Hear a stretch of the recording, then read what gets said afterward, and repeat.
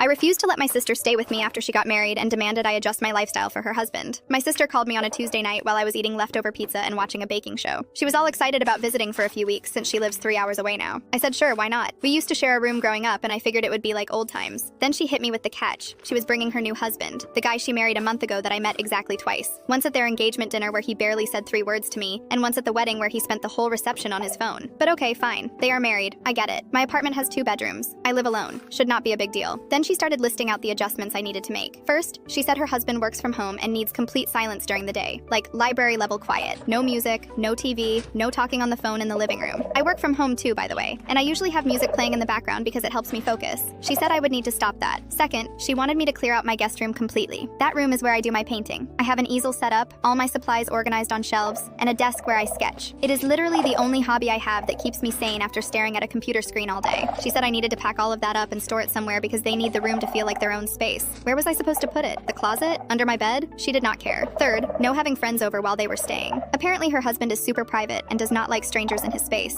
My apartment. But sure, his space now, I guess. I had plans to have my friend Jenna over for movie night that Friday, and another friend Kevin was supposed to come by to help me fix my kitchen cabinet. Both of those would need to be canceled. Fourth, and this one really got me, she wanted to set quiet hours. As in, after 8 at night, no noise at all. No watching TV in the living room, no cooking, no doing laundry, because her husband goes to bed early and is a light sleeper. I usually do not even start making dinner until 7:30 because of my work schedule. So I guess I would just be eating cold sandwiches in my bedroom like some kind of prisoner. I told her this was too much. I said I was happy to have her visit, but I was not about to turn my entire life upside down for someone I barely knew. She got quiet for a second, then her voice changed. She said I was being selfish, that it was only a couple weeks and I could not even do this one thing for her, that she did so much for me growing up and this was how I repaid her. I reminded her that she did not do that much for me growing up. We shared a room because we had to, not because she was some saint. And the one time I asked to borrow her car when mine broke down, she said no because she did not trust me with it. But apparently, I am supposed to hand over my entire apartment like it is nothing. She said her husband does not feel comfortable being alone for long periods, and that is why she could not just visit by herself. I did not even know what to say to that. He is 31 years old. What does that even mean? But I did not ask because I knew it would just start a bigger fight. I told her again that I was not okay with all these rules and changes. She could visit, but I was not rearranging my life. She said forget it then. She would rather not come at all than deal with my attitude. Then she hung up. I sat there staring at my phone for like 10 minutes. Part of me wondered if I should have just said yes. It is only 2 weeks. I could survive 2 weeks of being uncomfortable in my own place, right? But then I thought about actually living like that, tiptoeing around, not being able to paint, eating sad meals in my room, canceling plans with my friends. It sounded miserable. She texted me the next day saying I was making her feel unwelcome and that family is supposed to support each other. I did not respond. Then she sent another text saying she told our mom about it, and now our mom thinks I am being ridiculous too. Great. Now I have both of them on my case. I have not heard from her in 3 days. I know she is mad.